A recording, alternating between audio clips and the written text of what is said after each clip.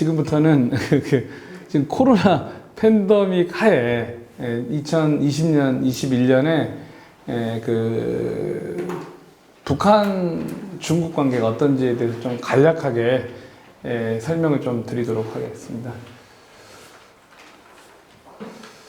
예, 잘 아시다시피 2020년 1월 23일 날인데 그날 이제 북중 국경을 폐쇄를 했습니다. 그때는 이제 무한에서만 코로나가 발생을 했고 이게 이제 세계적인 확산이 될지 안 될지에 대해서는 그때 굉장히 그렇게 이렇게 예측이 어려운 상황이었어요. 이게 별거 아닐 수도 있다 이런 이야기도 많이 있었습니다.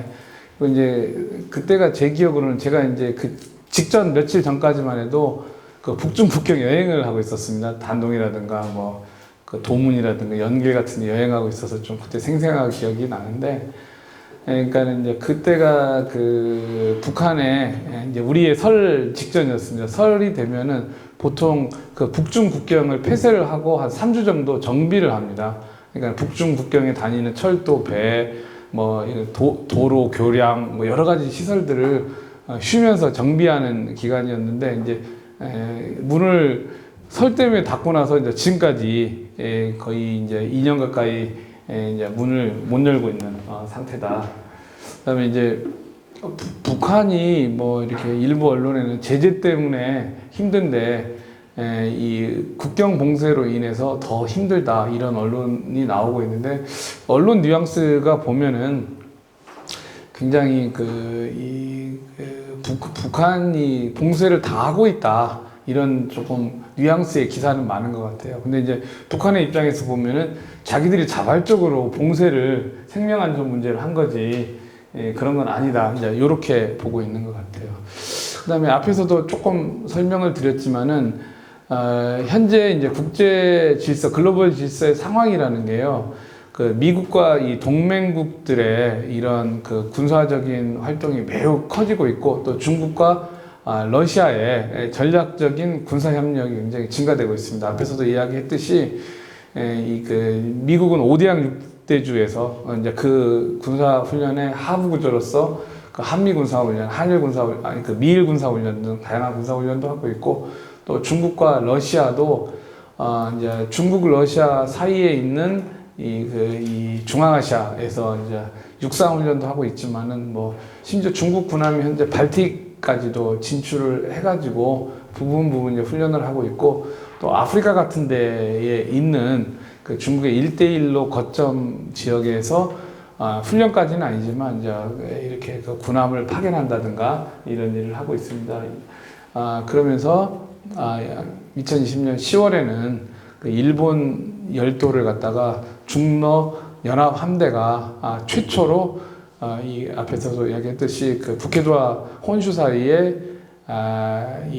스가루 해역 또 가고시마와 다네가시마 사이에 있는 오스미 해역 같은 데를 갖다가 통과를 하면서 중러판 그 항행의 자유작전을 하면서요 세계를 갖다가 긴장을 시키고 있는데 북한으로서는 이게 그렇게 나쁜 구도는 아니다고 판단하는 것 같아요. 이게 신냉전이 되면서 굳이 우리가 이것을 반대할 이유가 있나? 오히려 미중 전략 경쟁이 치열해지면은 중국과 러시아 입장에서는 북한이 지정학적으로 중요한 것이 아닌가 이렇게 생각하는 것 같아요. 지금 이제 북한이 국경을 닫고 나서 북한 체제가 안정이 되느냐, 안정이 안 되느냐의 관점에서 보면은 북한 입장에서 보면은 체제가 상당히 안정이 되고 있는 것 같아요. 식량 가격이라든가 환율이라든가 또 하나 중요한 게 뭐죠? 식량, 환율, 휘발유 가격이 안정이 되고 있습니다. 이제 지난 2012년부터 장기적인 이 그래프를 보면은 비교적 안정이 되어 있습니다. 이런 수치들이요. 그리고 최근에 환율은 역설적으로 또 떨어지고 있습니다. 그러니까는 한국의 경제학자들이 예측한 거하고는 이 추세가 다 반대로 가고 있기 때문에 북한의 체제가 이거 가지고 또 나쁘게 어떤 쪽으로도 또 나쁘게 보는 분들은 있더라고요. 자기의 전망이 틀리면은 반성을 해야 되는데 끊임없이 이걸 갖다가 또 그렇지 않다라고 이야기하시는 분들이 있는데 어쨌든 간에 북한은 그렇게 나쁘게 보고 있지는 않은 것 같아요.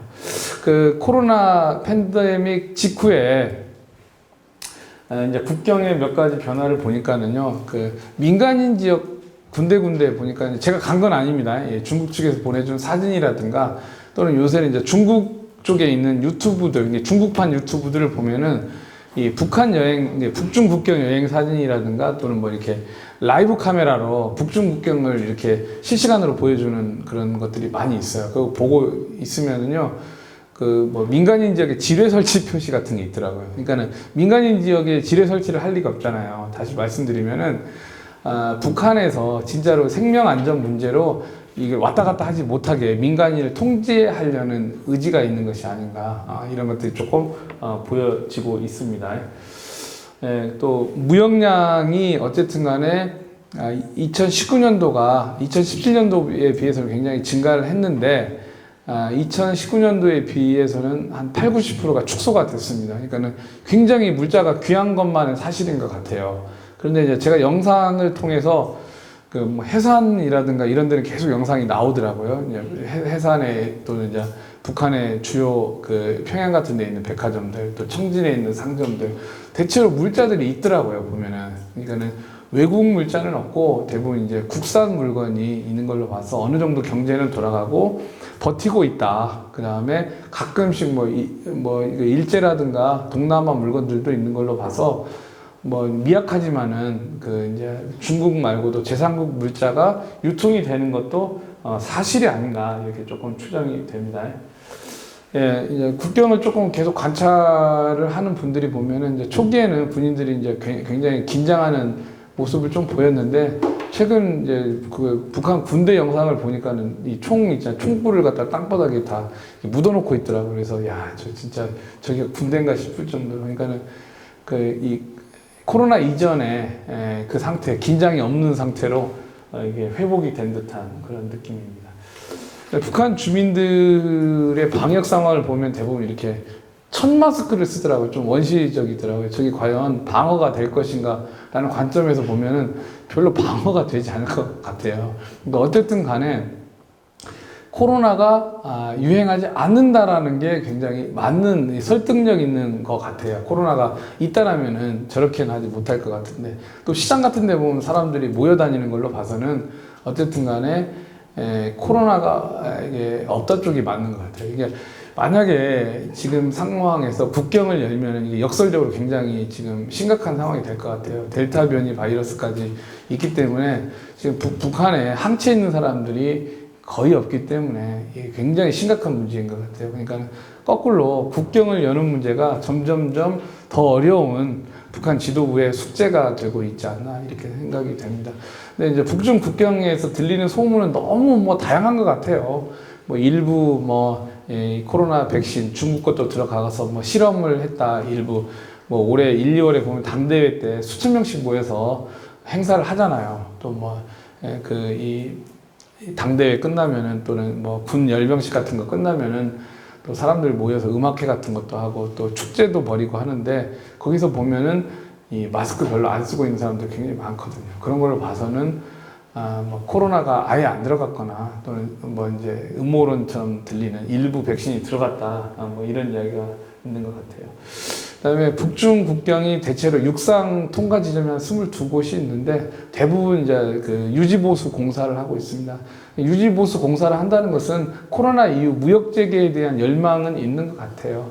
육상 국경이 대부분 이제 그 다리로 이루어져 있습니다. 그러니까 두만강이나 압록강이 있고 그 중에 하나만 그러니까는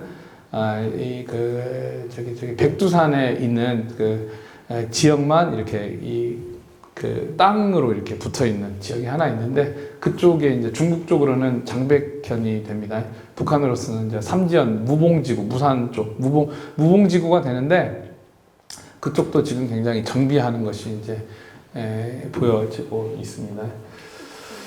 그다음에 뭐 교류는 아시다시피 굉장히 이제 교류는 거의 없었고 이제 그 북한 내부에 있는 뭐 화교라든가 또는 러시아 외교관 또 최근에는 이제 루마니아 외교관이 이렇게 뭐 열차 등 또는 자동차 등을 통해서 이게 밖으로 나오는 그런 조치가 있었고 거의 인력 교류는 없는 것 같아요. 거꾸로 중국에서 북한에 들어가는 것은 거의 없는 것 같고 지금 뭐 심지어 뭐 저기 지재룡 대사가 저기 북한 대사에서 이임하고 나서 그대로 지금 현재 그 북경 그 중국 대사관에 머물고 있으면서 지금 중국 대사 2명이 지금 대사관에 같이 있는 상황인 거죠. 한 사람은 이제 퇴임했지만 또 말레이시아하고 당교하면서 대리 대사가 또 북경 대사관에 머물면서 완전히 한 지붕 세 가족이 지금 머물고 있습니다. 또 간헐적인 열차 이동 또 이 선편 이동은 있는 것 같아요. 그 단동 신우주 훈춘에서부터 출발해서 핫산 두만강역에 이르는 이런 화물 열차가 다니는데 이게 지금 봤을 때 굳이 이게 화물 열차가 다닐 구간이 아닌 걸로 봐서 이게 지금 그 도로철도에 대한 새로운 루트를 갖다가 계속 연구하고 있는 것 같아요. 예, 물류가 되는 지역이 아니거든요. 이게 사실은 이 도문 같은 데서는 청진으로 바로 철도가 연결이 되고 훈춘은 도로로 전통적으로 연결을 하는데 빙빙 돌아가지고 왜 러시아 철도를 이용해가지고 북한에 들어가는가라고 했을 때는 코로나 이후에 대비한 연습이다 이렇게 보여집니다. 또 최근에 뭐 NGO 일부에서 뭐 자기들 물건이 들어갔다 안 들어갔다 하는데 좀 북한 쪽은 뭐 상당히 부정적으로 보는 것 같아요. 이게 조금 문제 있는 이런 좀 물건들이 좀 많이 있는 것 같고 그래서 최근에 이제 선박은 그 대련이라든가 그 중국 산동에 있는 일부 항구에서 배가 이렇게 들어가고 있는 걸로 보여집니다. 그래서 비정규 화물은 있는데 이게 밀수 상황은 아닌 걸로 이렇게 추정이 현재 되고 있습니다. 전반적으로 이게 이제 그 북중 사이의 무역 통계를 보면은 진폭이 매달 심합니다. 굉장히 심한데 이제 그 이 북중 그 무역을 연구하는 중국 측 학자들한테 왜 이렇게 매달 무역량이 진폭이 심하냐 그랬더니 뭐 실제로 그렇게 심한 건 아닌데 이게 이제 뭐 결제일, 청산일 또는 뭐 이렇게 물자가 들어간 날 나간 날 이것을 갖다가 그대로 적시하기 때문에 실제는 상당히 균일하게 물류 이동이 있다. 그러니까 산업에 아주 필요한 물건들이 균일하게 들어가고 있다. 이런 식의 설명을 해주더라고요. 또 이제 일부 한국이나 그 워싱턴의 언론에서 북한이 이 고난행군으로 간다, 위기에 빠진다라는 증거로 그 물고기 가격이 급등을 한 현상을 이렇게 설명을 했는데 그 코로나 직후에 어업을 굉장히 통제를 했습니다. 실제로 구글 위성 사진 같은 걸로 보면은요, 북한의 뭐 청진과 같은 항구들의 모든 배들이 밖에 못 나가가지고 항구에 가득 배들이 있습니다. 근데 상식적으로 이 코로나 상황인데 만약에 먼 바다로 나가서 중국 측하고나 러시아 측하고 밀수를 하면서 실수로 코로나 들어오면은 북한이 굉장히 위기에 빠지기 때문에 아마도 어업 금지 조치를 취한 것 같아요. 어떻게 보면은 상식적인 것 같아요. 그럼 물고기가 없으면 물고기 가격이 폭등하는데 이걸 뭐 고난행군으로 간다 이렇게 해석한 것은 좀 과도한 해석이 아니었나 저는 이렇게 생각을 합니다. 그리고 이제 2021년 상반기에 이 조그만 배들은 이제 출해를 할 수가 있어요. 그러니까는 조그만 배들은 멀리 나가서 밀수를 할 수 없기 때문에 이제 물고기 가격은 다른 거에 비해서 많이 올랐지만 그래도 이제 물고기 가격이 당연히 이제 안정이 되고 있겠지요. 그다음에 북중 국경이 열린다는 소문은 몇 차례 있었던 것 같아요. 그래서 뭐 단동에 있는 사람들도 내 친구가 뭐 단동 세관에 있는데 출근을 하더라. 그래서 뭐 문 열려고 출근하는 거 아닌가? 2020년 10월 또 뭐 2021년 4월, 2022년 7월 또 2021년 11월 말에는 평양 주재 중국 대사가 이제 드디어 평양에 들어갈 수 있다 이런 소문도 현재 있는 상황이고 뭐 가장 큰 것은 저도 이제 일부 이제 책임 있는 당국자들에게 들은 건데 베이징 올림픽 전에 김정은을 갖다가 초대하는 게 중국 지도부의 큰 이 베이징 이벤트 중에 하나다. 그렇기 때문에 이때쯤 되면은 국경을 어느 정도 열어야 되지 않느냐 이런 조금 이야기가 있습니다. 지금 이제 아시다시피 우리 대한민국이 지금 코로나 백신 2차 접종까지 70% 달성을 하면은 우리가 이제 백신의 여유가 생긴다고 했는데 우리가 지금 원래 당초 목표한 것보다 속도가 굉장히 빠른 현재 상황입니다. 특히나 이제 모더나 물량이 뭐 모자라가지고 뭐 일부에서는 이렇게 추정을 했는데 이제 모더나가 제일 남기 때문에 아마도 이제 일부는 제3국에 우리가 이렇게 국제적인 공헌을 해야 되는데 뭐 이렇게 일부 이제 북한 또 남북 관계 하시는 분들은 제3국에 할 바에야 북한에 좀 하면 좋겠다. 그러면은 뭐 이제 북한에서 그 베이징 올림픽에 참석하는데도 좀 도움이 되고 또 그 중국 정부에서 이게 김정은 위원장만이 아니라 문재인 대통령을 꼭 모시고 싶어 하는데 이렇게 그림이 이게 뭐 남북이 만나거나 남북 중이 이렇게 만나는 아주 심각한 정상회담은 아니지만은 이렇게 이벤트가 되지 않느냐 이렇게 그림을 그리는 사람들이 많이 있습니다. 또 7월 달에 그 NRF라고 해가지고요. NRF가 아니라 VNR이죠, VNR. 자발적 국별 검토 보고라는 문건이 있습니다. 그러니까는 유엔에다가 우리가 어떻게 그 발전을 시킬 것인가에 대해서 자발적으로 보고서를 쓰는데 북한의 국가계획위원회에서 작성을 해가지고요. 그다음에 이제 북한 대사가 유엔에서 쭉 설명을 합니다. 근데 이제 그 북측이 설명하는 내용이 대체로 북한이 좀 안정적이다 쪽에 설명이 있어요. 이거 뭐 100% 믿을 수는 없는데, 왜냐면은 대부분 경제가 어려운 나라들은 뭐가 어렵기 때문에 원조를 달라고 하는데, 북한은 뭐가 달성하고 이제 이런 식으로 서술을 해요. 이게 이 테크닉인데, 이게 지금 원조를 받으려고 이런 것을 작성을 하는데, 대부분 우리나라는 이걸 못하고 있다라고 써 있는데, 북한은 못하고 있는 것은 다 누락시켜버려요. 우리가 하고 있는 것만 쓰면, 어쨌든 간에 여러 가지 봤을 때 그럭저럭 북한이 버티고 있는 것만은 사실이다. 이렇게 조금 보여집니다.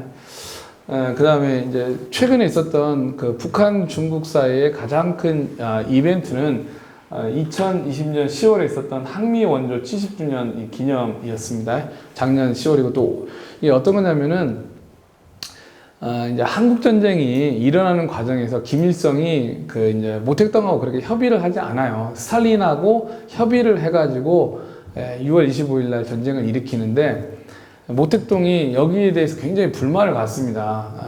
전쟁을 일으키고 나서 통보를 한다든가 또 뭐 이게 모택동이 미국이 그 인천 등에 대해서 상륙 작전을 준비하고 있기 때문에 철저하게 준비하라고 했는데 아무 준비도 안 하고 그냥 철없이 낙동강까지 쫙 밀고 들어가는 걸로 봤을 때 뭐 이거 군사적인 무슨 전략가는 아니다. 중국에서는 당연히 판단을 했겠죠.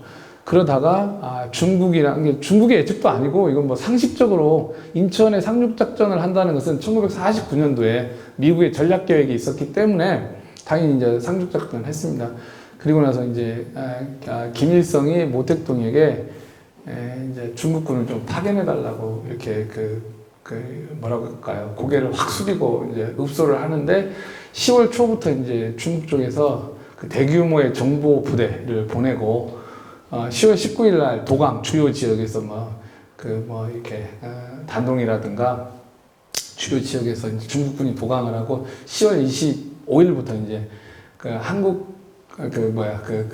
한미 연합군과 중국군이 이제 교전이 시작이 됩니다. 이 교전 일을 갖다가 중국에서는 새로운 전쟁이 시작이 됐다. 그 전까지는 남북 사이에 내전의 성격이 강했고 10월 25일부터는 이제 주요 전쟁의 지점이 중국군과 미군이 됩니다. 미중 전쟁이다라고 이제 항미 해가지고 미국에 대항해서 조선을 돕는다. 이런 개념으로서 이제 중국은 봅니다. 그런데 이 기념식이 양국 북한군과 중국군의 관계가 아주 깊지가 않았기 때문에 서로 겉으로는 굉장히 우호적인데 속으로는 그렇게 따끈따끈한 관계는 아니었기 때문에 그렇게 큰 행사를 하지 않았는데 이제 최근에는 김정은 위원장이 직접 그 열사릉을 방문해가지고 참배를 하는 등 이렇게 양국 관계를 과시하는 날이 되고 있습니다.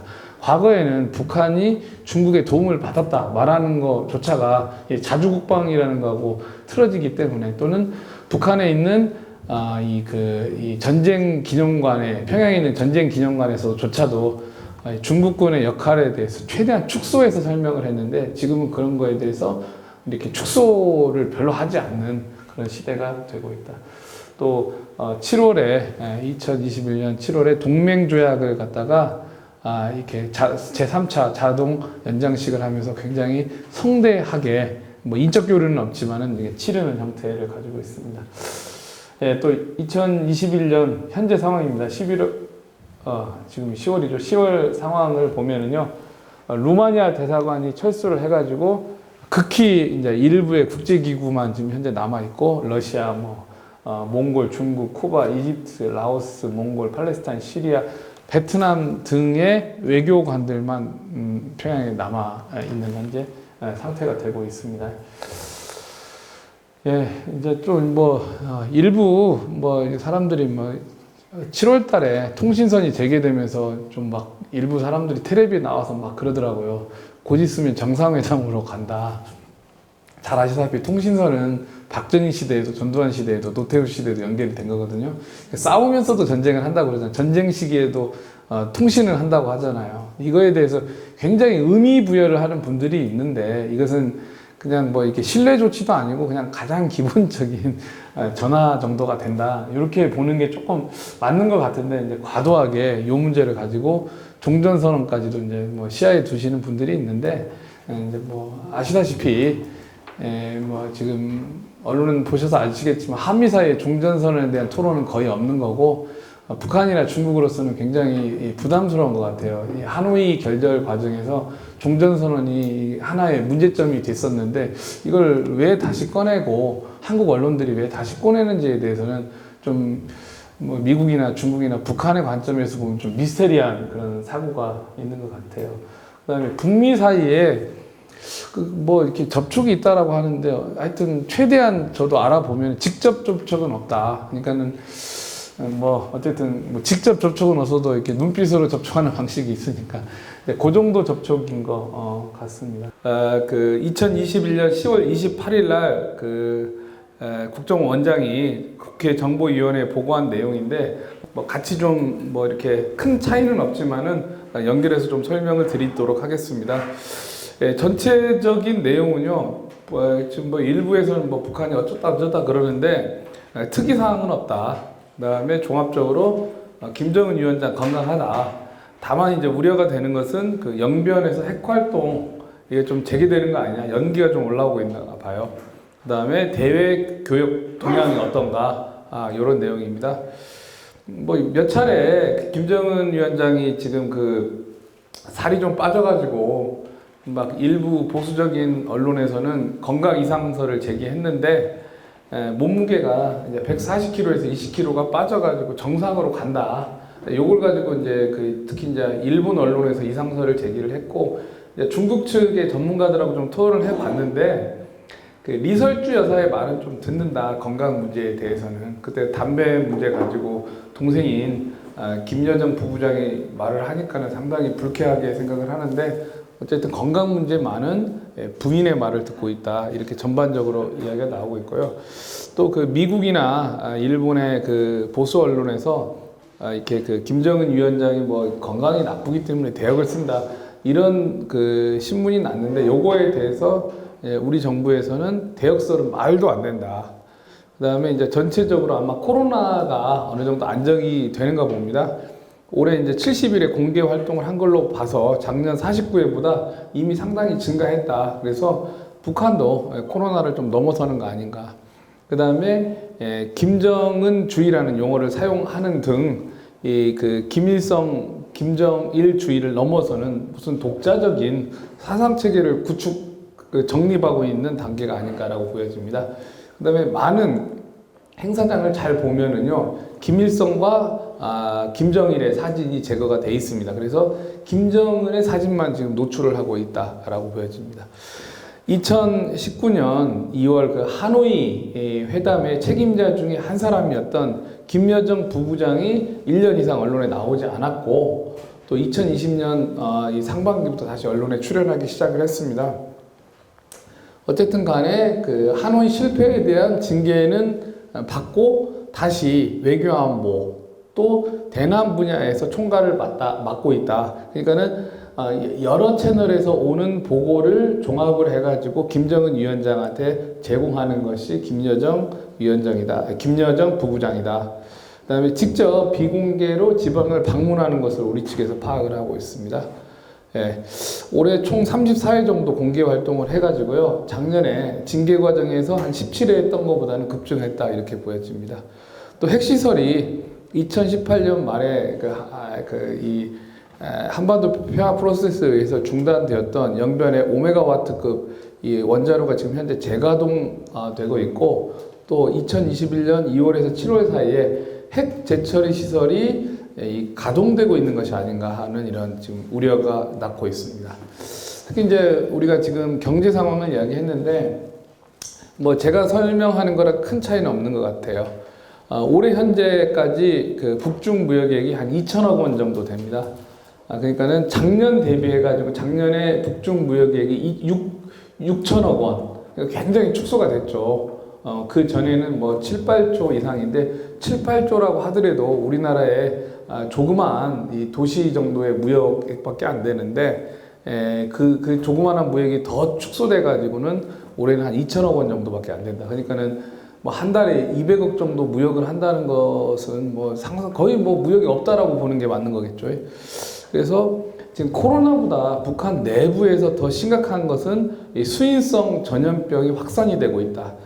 필수 의약품들이 부족합니다. 이게 지금 유엔 안보리 통제가 제재가 단순하게 이 전략적인 또 핵과 미사일을 저지하는 것만이 아니라 북한의 일반 그 인민들의 삶에도 영향을 미치는 것인가 하는. 그러니까는 이 유엔 안보리에서는 절대 그런 것을 하지 않는다. 일반 인민에게 영향을 안 미치는 것을 목표로 하고 있는데 오히려 좀 반대로 가는 거죠. 지금 오히려 영변 핵은 재가동이 돼가고 있는 것 같고 또 인민의 일반 생활에는 영향을 미치는 그러니까는 제재의 역설이 발생하는 것이 아닌가라고 보여집니다. 식량난은 대체로 그 여러 가지 보고서에서 크게 문제가 없다라고 나오는데 우리 정부도 식량난은 크게 문제가 없는데 올해 그 이제 해가 좋아가지고 좀 생산량이 좀 증가되는 것이 아닌가. 뭐 저는 우리 측이 추정하는 것보다 조금 더 많이 생산이 되고 있다라고 저는 추정을 합니다. 그다음에 7월 이후에 선편입니다. 대련이라든가 또 그 이 산동의 일부 항구에서 남포로 가는 비정기적인 물자가 지금 현재 반입 반출이 되고 있다. 특히 이제 의료 방역 물자도 일부 반입이 되고 있다. 또 그 11월부터 그 평양에 주재해야 되는 중국 대사가 평양에 갈 예정인데 이와 더불어 가지고 단둥과 신우주 사이에 열차도 재개되지 않느냐라고 우리 정부는 추측을 하고 있고요. 또 북한이 중국 측과 러시아 측과 화물 수송을 재개를 준비하고 있다. 여기까지가 이제 그 우리 정부의 정보 보고 상황입니다.